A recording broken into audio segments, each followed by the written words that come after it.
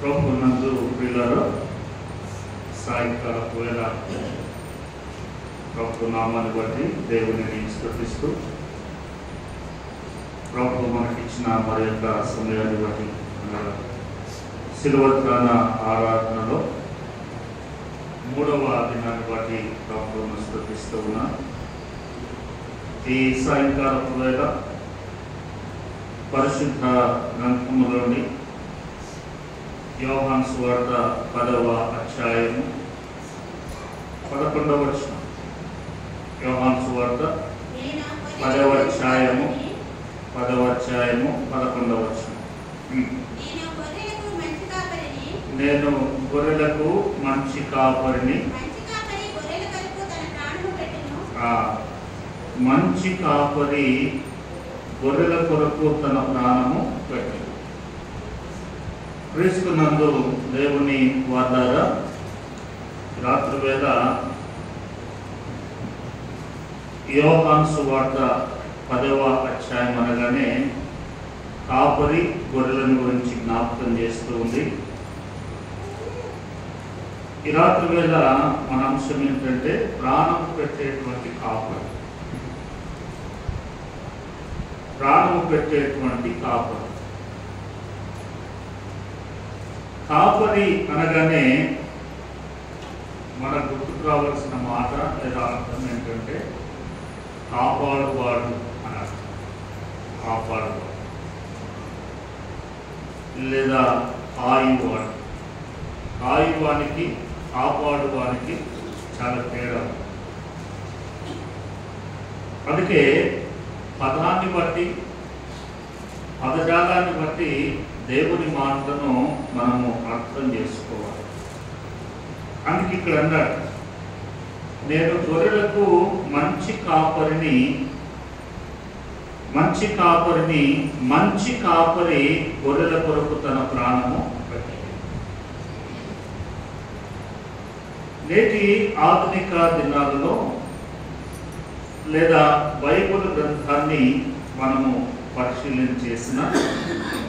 పరీక్షించిన కాయువాడు లేదా కాపరిగా ఉన్నటువంటి వాడు రకరకాలుగా కనబడతారు. రకరకాలైనటువంటి కాపర్లను మనము బైబిల్ గ్రంథంలో చూస్తాం. అందుకే ఒక మాట చూడండి, ఎహెజ్కేలు గ్రంథము 3వ అధ్యాయం. ఎహెజ్కేలు గ్రంథము 3వ అధ్యాయము 17వ వచనం చూడండి.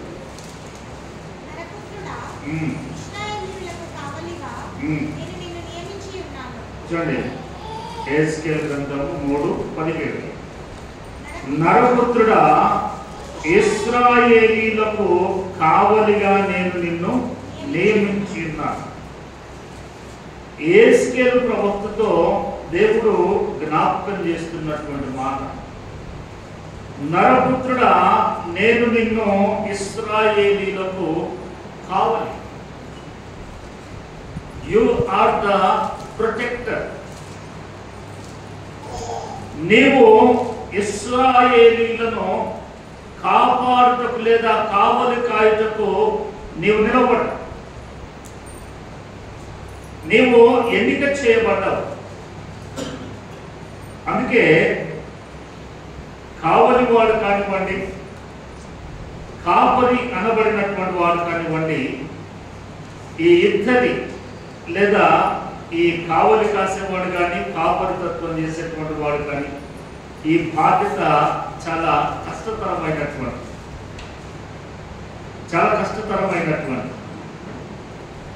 ఎందుకు కష్టతరమైనటువంటిది అని మనం ఆలోచన చేస్తే, ఎహెజ్కేలు ప్రవక్తకు దేవుడు తెలిపినట్లుగా, నేను ఇశ్రాయేలీలకు కావలి వారిగా నిన్ను నియమించాను అన్నాడు. అంటూ నీవు నా నోటి మాటను ఆలకించి నేను చెప్పిన దానిని బట్టి వారిని హెచ్చరిక చేయము అన్నాడు. కావలి వాణిగా నిలవబెట్టినటువంటి ప్రభు ఎహెజ్కేలు అంటున్నాడు, నేను ఏదైతే నీ నోటిలో పెట్టానో ఆ మాటను బట్టి నీవు వారిని హెచ్చరించు అన్నాడు. బాగుంది ఇంతవరకు. కానీ ఇశ్రాయేలు జనాంగములో హెచ్చరికలు చేస్తే వినేటువంటి వారు ఉన్నారా?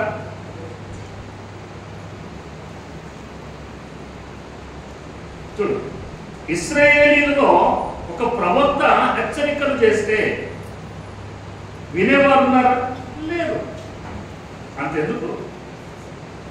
అంతెందుకు నేను వచ్చిన ప్రస్తుతం ప్రారంభంలో వాక్యం చెప్తే నన్నే చెప్పినారని అర్థం చేశారు.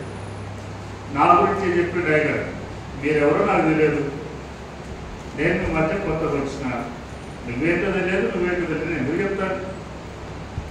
3వ సంవత్సరం అయినా నేను ఎవరు చెప్పేటోని కాదు. చూడండి, ఈ కొద్ది మందిలోనే, ఈ కొద్ది గుంపులోనే, ఇన్ని కొన్ని కుటుంబాలలోనే ఇలాగున స్వీకరించేటువంటి తత్వం కలిగినప్పుడు ఇశ్రాయేలు కుటుంబాలు ఒకటా రెండా?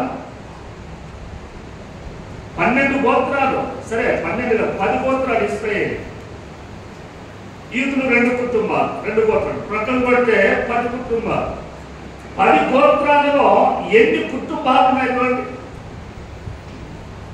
మనం అంటాం ఒక చెయ్యి ఒక హస్తం ఉంది, ఈ చేతికి 5 వేళ్ళు ఉన్నవి, 5 వేళ్ళు 5 తీర్లుగా ఉన్నాయి, సమానంగా లేవు.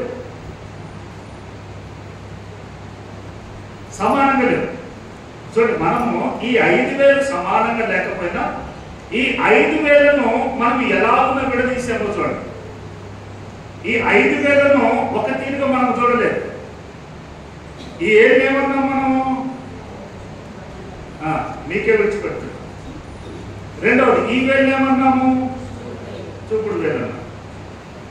ఈ వేలు ఏమన్నాము? మధ్య వేలు ఏమన్నాము. ఈ వేలు ఏమన్నాము? చెప్పాలి. ఈ వేలు ఏమన్నాము? ఈ వేలు పెడితే కాలం కదా. ఈ వేలు ఏమన్నాము? చిన్నకున్నదనే, లాస్ట్కున్నదనే, లాస్ట్కున్నది. కానీ చూడండి, ఈ 5 వేలు కూడా ఇది చూపుడు వేలు అన్నాం, ఇది చూడనంట. ఇది ఉంగరం వేలు అన్నాం, ఈ వేలు పెడుతుందన్నారా? దేని వద్దను మనం చూడండి, మన తత్వాలు ఎవరో ఏదో జ్ఞాపకం చేశారో దాని ప్రకారం మనం ఇలా విభజించుకున్నాం. ఇలాగ మనము విభజించుకున్నాం. మన చేతికి ఉన్నటువంటి దీనినే ఎప్పుడైనా కూడా మేము జనరల్గా ఏదైనా ఎంగేజ్మెంట్ చేసేటప్పుడు ఉంగరాలు ప్రధానం. ఎంగేజ్మెంట్ ప్రధాన కార్యక్రమాలు ఉంగరాలు. అక్కడికి పోయేసరికి ఉంగరాలు వచ్చే సమయంలో అబ్బాయికి ఒక ఏడుపు, ఈ ఏడుపు ఉంటుంది, అమ్మాయికి ఏడుపు ఉంటుంది. ఇద్దరికి ఇంట్లో వాళ్ళు చేయించినవి ఏదో ఒకటి ఉంటుంది, ఏదో ఒక ఉంగరం ఉంటుంది.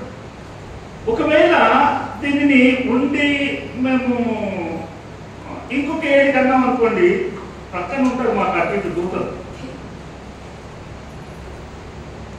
అది కాదు ఉంగరం మీదకే పెట్టాలి, నేను అంటాను ఈ ఉంగరం మీదకే పెట్టింది ఈ ఏడికి పెడితే ప్రధానపు ఉంగరం కాకుండా పోతుందా? అంటే మనిషిని యొక్క మనస్తత్వంలో ఏ విధమైనటువంటి భావాలు, ఏ విధమైనటువంటి ఆలోచనలు పేరుకొనిపోయి ఉన్నాయో జ్ఞాపకం చేసుకో. అందుకే కావలి కాసేవాడు కానీ, కావలితత్వం చేసేటువంటి వాడు కానీ వారి బాధ్యతలు చాలా కష్టముతో కూడుకున్నటువంటి, వారి బాధ్యతలు కష్టముతో కూడుకున్నటువంటి. నేను కావలి వాడు కాపరి అన్నందుకు మీరు సంతోషపడుతున్నారేమో. చూడండి, ఇంటిలో యజమానులు కూడా కాపరే, ఇంటిలో యజమానురాలు కూడా కాపరే.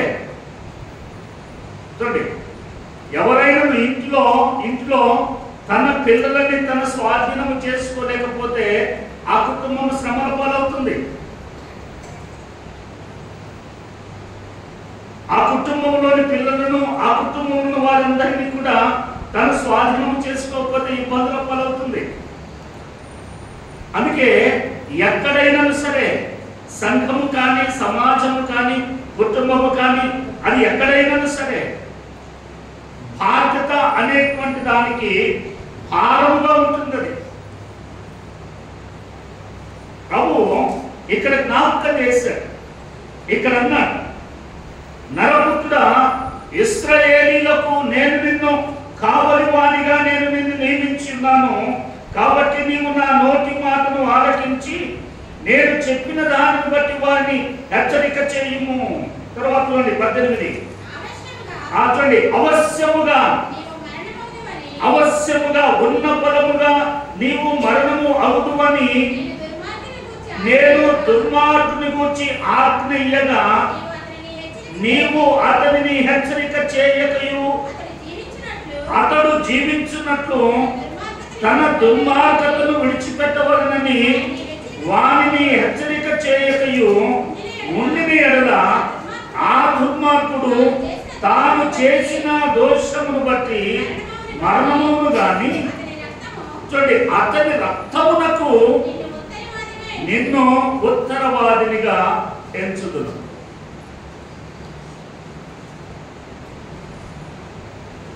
చూడండి, యేస్కేలుకు దేవుడు జ్ఞాపకం చేస్తున్నాడు. యేస్కేలు ఇక్కడ అంటున్నాడు, నేను నీకు జ్ఞాపకం చేస్తున్నాను. ఎవడైనా సరే ఒక దుర్మార్గుడు కనబడితే నేను చెప్తున్నాను, నీవు వెళ్ళి అతనిని హెచ్చరించుము. అతనిని హెచ్చరించగా అతడు తన దుర్మార్గతను విడిచిపెట్టి మారు మనసు పొంది దేవుడి దగ్గరకు వస్తే సమస్య లేదు. ఒకవేళ నీవు అతనిని హెచ్చరించకపోయిన ఎడల అతడు ఆ దుర్మార్గములో మరణించినట్లయితే అతని రక్తానికి, అతని ప్రాణానికి నీవు ఉత్తరవాది. దుర్మార్గం దగ్గరికి వెళ్ళి నువ్వు చేసేది దుర్మార్గత అందుకుంటాడా? దేవుని ప్రజలారా, దేవుని మాటలను చాలా జాగ్రత్తగా మనం గమనించుకోవాలి. చాలా జాగ్రత్తగా దేవుని మాటలను మనము అధ్యయనం చేసుకోవాలి. అందుకే యేసు ప్రభుల వారు నూతన నిబంధన గ్రంథంలోనికి యేసు ప్రభుల వారు వచ్చిన తర్వాత ఆయన ఇక్కడ జ్ఞాపకం చేస్తూ ఆయన అంటాడు, నేను గొర్రెలకు మంచి కాపరిని, మంచి కాపరి తన ప్రాణమును తన గొర్రెల కొరకు పెట్టును. గొర్రెలు వినేటువంటి స్వభావం కలిగినవి కావు, రకరకాలుగా చెందిపోతూ ఉంటాయి. ప్రారంభం ఎరువడికాడు వెళ్ళిపోతాయి. అందుకే చూడండి, బైబిల్ గ్రంథములో నిర్గమాకాండము 3వ అధ్యాయములో చూడండి, నిర్గమాకాండము 3వ అధ్యాయము మొదటి వచనం చూడండి. మోషే మిథ్యాను యాజకుడైన యిత్రో అను తన మామ మందను మేపుచు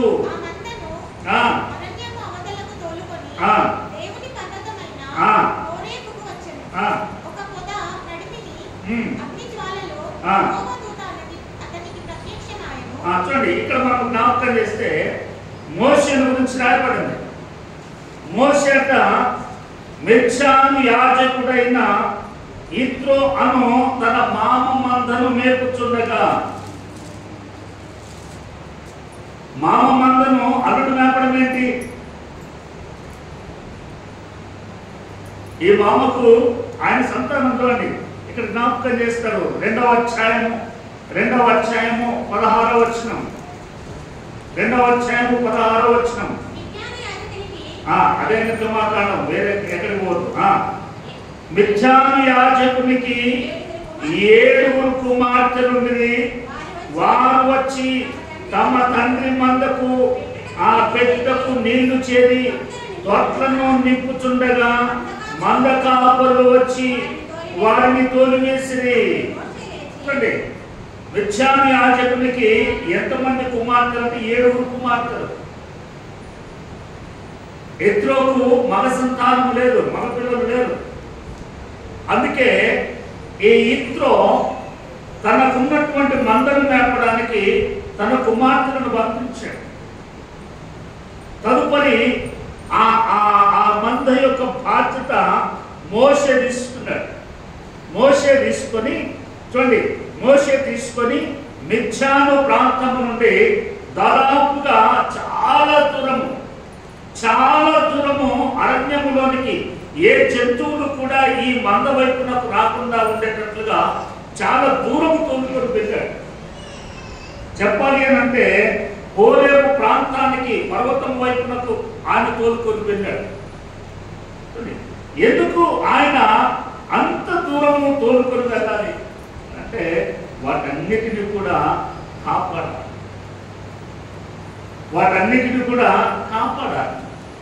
నూతన నిబంధన గ్రంథంలో మనం చూస్తాం, గొర్రెల కాపరులు రాత్రి వేళ ఇదిగో తమ మందను కాచుకొనుచుండగా,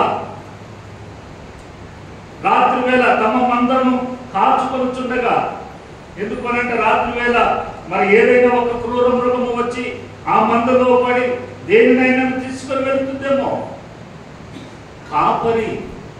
కావలి కాయువాడు నిరంతరము వాటిని జాగ్రత్తగా పరిశీలన చేస్తూనే ఉంటాడు.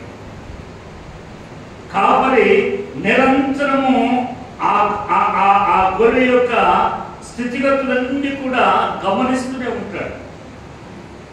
కాపరికి ఏ గొర్రెల గురించి తెలియదు అని అనుకోవడానికి వీలు లేదు. కాపరికి ప్రతి గొర్రెల గురించి తెలుసు. కాపరి ప్రతి గొర్రెల గురించి అన్ని విషయాలను అవగాహన చేసుకుంటాడు. అన్ని సంగతుల గురించి అవగాహన చేసుకుంటాడు. కాపరి ప్రతి గొర్రెల గురించి తెలుసుకుంటాడు. కానీ ఈ గొర్రెల గురించి ఇంకొక గొర్రె దగ్గర మాట్లాడు, ఈ గొర్రెల గురించి ఇంకొక గొర్రె దగ్గర మాట్లాడు, ఆ గొర్రెల గురించి ఆ గొర్రె దగ్గర మాట్లాడు. కాపరిలో ఉన్నటువంటి ప్రత్యేకత, కాపరిలో ఉన్నటువంటి విశిష్టత అది. చూడండి, ఆ గొర్రెల గురించి ఎరిగినటువంటి ఈ కాపరి సమయం వస్తే ఆ గొర్రెలను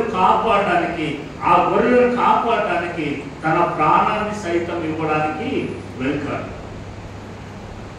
అందుకే కదా యేసు ప్రభుల వారు ఈ లోకానికి వచ్చింది.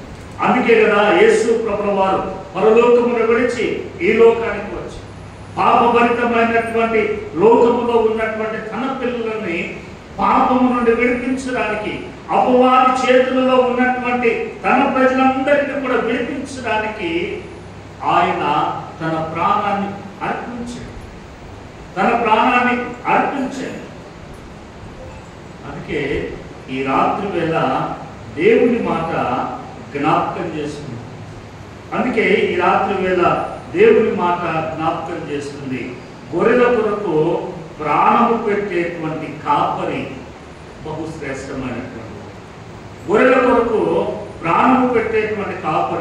బహుశ్రేష్టమైనటువంటి వాడు.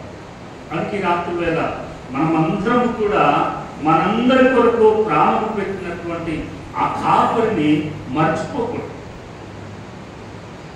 ఆ గొర్రెల కాపరిని మర్చిపోకూడదు అని అంటే ఊరికి గుర్తు చేసుకోమని కాదు.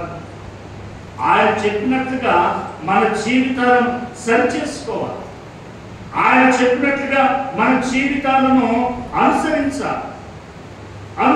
అందుకే ఒక మాట నడుతుంది. చూడండి, యోహాను సువార్త 10వ అధ్యాయము,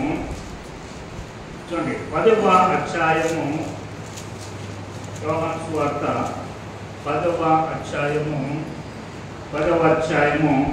27వ వచనంలో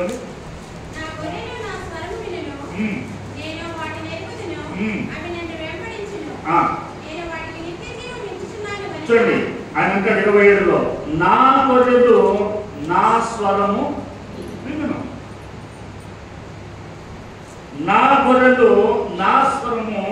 వినును. అనగా అర్థమేంటి?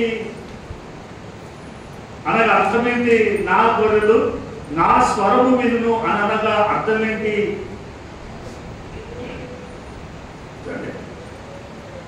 నా గొర్రెలు నా స్వరము వినును అనగానే కాపరి యొక్క స్వరము గొర్రెలు ఎదుగుతాయి, గ్రహిస్తాయి. ఎవ్వరు వెళ్ళి ఎవ్వరు మాట్లాడినా ఎవరు పిలిచినా ఆ గొర్రెలకు తన కాపరి యొక్క స్వరం తెలుసు. తర్వాత అన్నాడు అక్కడ, నా గొర్రెలు నన్ను వెంబడించును, నా గొర్రెలు నా స్వరము వినును, నేను వాటిని ఎరుగుదును, అవి నన్ను వెంబడించును. చూడండి, వెంబడించును. గొర్రెలు తన కాపరిని వెంబడిస్తాయి. సాయంకాలం అయితే బయట వాటిని వెంబడించడం కాదు, దేవుని పిల్లలముగా ప్రభువుని ఎరిగినటువంటి వారినిగా, ప్రభు రక్తము చేత కడగబడినటువంటి వారినిగా, ప్రభువును సంపూర్ణముగా గ్రహించినటువంటి వారినిగా మనము ఆయనను వెంబడించాలి.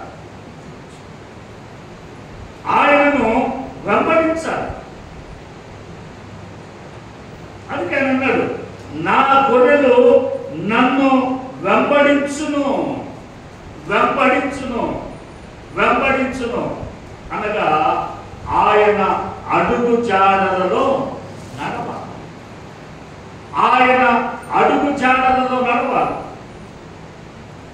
దేవుని బిడ్డలారా, భౌతికంగా మనం ఆలోచన చేస్తే తండ్రి మాట కానీ తల్లి మాట కానీ పిల్లలు వినకపోతే తల్లిదండ్రులు ఏం చేస్తారు? ఏం చేస్తారు? నువ్వైతే ఏం చేస్తావు? కోపం చేస్తావు. ఎవరు పట్టరా? అందుకే సామెతల గ్రంథంలో ఉంది, బెత్తమవాడని తండ్రి తమ కుమారునికి విరోధి. నీ పిల్లలు నీ స్వరము వినకపోతే, నీ మాట వినకపోతే నీవు బెత్తం తీసుకుంటావు. ఎందుకు? నీ మాట వినకపోతే నీ పిల్లలు పాడైపోతారని, నీ మాట వినకపోతే వారి భవిష్యత్ అంధకారం అవుతుందని. మరి నీ పిల్లల మీద నీకు ఇంత నమ్మకము, ఇంత ప్రేమ ఉండి వారిని సరైనటువంటి దారిలో పెట్టుకోవాలని నీవు ఆలోచన చేస్తే, నీ పరమ తండ్రి అయినటువంటి నీ దేవుడు తన చేతులలో లేకుండా నీవు తిరుగుతా ఉంటే నీ మీద తీసుకోడు ఆయన కర్ర? నీ మీద ఆయన కర్ర తీసుకోడా? మనకొస్తే ఒక మాట, దేవుడి దగ్గరకు వస్తే ఇంకో మాట కాదు. దేవుడైనా మనమైనా మనము మన పిల్లల్ని ఎలా చూస్తామో పరమ తండ్రి కూడా ఆయన పిల్లలమైనటువంటి మనలను అలాగనే చూస్తాడు, అలాగనే ఆయన జ్ఞాపకం చేసుకుంటాడు. ఎక్కడైనా సరే, ఎవరైనా సరే, నా బిడ్డ ఇదిగో తప్పిపోతున్నాడు అని అంటే ముందుగా హెచ్చరిస్తాడు. హెచ్చరికకు లోబడ్డావా నీ జీవితం బాగుంటుంది. హెచ్చరికకు లోబడలేదా ఏదో ఒక సింప్టమ్ ని జ్ఞాపకం చేస్తాడు, ఏదో ఒక దానితో నీకు మేల్కొల్పేటువంటి ప్రయత్నం చేస్తాడు. వినలేదా శిక్ష తప్పదు. అందుకే దేవుని పిల్లలుగా, దేవుని బిడ్డలుగా మనకు ముందే జ్ఞాపకం చేస్తున్నాడు. సామెతలు 22:6 చూడొద్దు, ఇవ్వకుండానే చెప్పాలి. సామెతలు 22:6, బాలుడు నడవవలసిన త్రోవను వానికి నేర్పుము.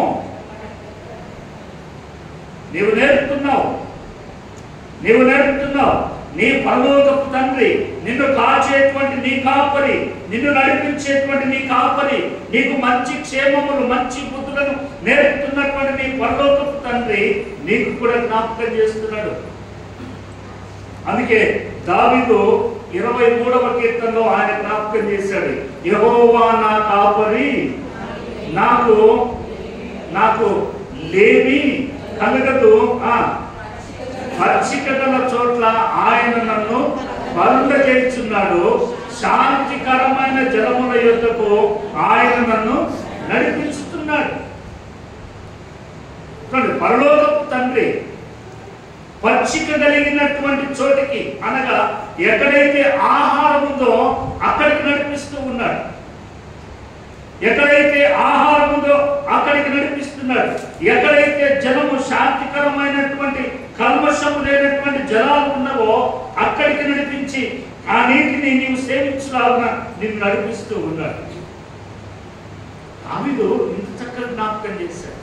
అందుకే పరలోకమందున్నటువంటి ప్రభు మన గురించి ఆయన జ్ఞాపకం చేస్తూ ఆయన అంటాడు, జీవాహారమును నేను. గొప్ప మాట్లాడుతున్నాను. అందుకే కాబోలు జీవాహారము తీసుకొని వచ్చిన, జీవజలములను మనకు తీసుకొని వచ్చిన, జీవించగలిగేటువంటి ఆధిక్యతను మనకిచ్చిన, మనము వాటిని కోల్పోతున్నాము కనుకనే పరలోకమందున్నటువంటి దేవుడు మన కొరకు తన ప్రాణాన్ని పెడుతూ ఉన్నాడు. మన కొరకు తన ప్రాణాన్ని పెడుతున్నాడు. చూడండి, చేతిలో అరచేతిలో నీరు ఇట్లా మూసుకొని ఇట్లా పిడికిలు పట్టుకుంటే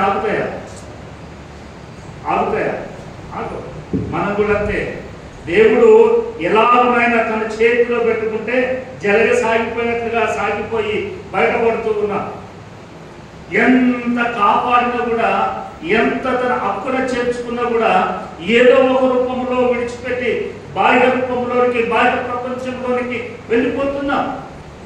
అందుకని దేవుడు మనందరి కొరకు, ఎవరైతే తన చేతుల నుండి పారిపోతున్నారో, ఎవరైతే తన చేతుల్లో తప్పించుకొని వెళ్ళిపోతున్నారో, లోకములో పడిపోతున్నారో, పాపములో పడిపోతున్నారో, వారందరి కొరకు తన ప్రాణము అర్పించడానికి సైతము ఆ కాపరి వెనుకాడలేదు. ఎందుకు అని అంటే, ఈ గొర్రె తన కాపరి యొక్క మాట వినదు. ఈ గొర్రె ఆ పరలోకపు తండ్రి ఆ కాపరి యొక్క మాట వినడం లేదు. వినకపోవడం ద్వారానే ఆ కాపరి తన ప్రాణాన్ని ఈ గొర్రె కొరకు అర్పించాల్సి వచ్చింది. కనుక రాత్రి వేళ నీ కొరకే, నా కొరకే, మనందరి కొరకే పరలోకపు కాపరి తన ప్రాణాన్ని పెట్టుచున్నాడు. ప్రాణాన్ని పెట్టడము అంటే మామూలు విషయం కాదు. ప్రాణం అర్పించడము, ప్రాణం ఇవ్వడము అంటే మామూలు విషయం కాదు.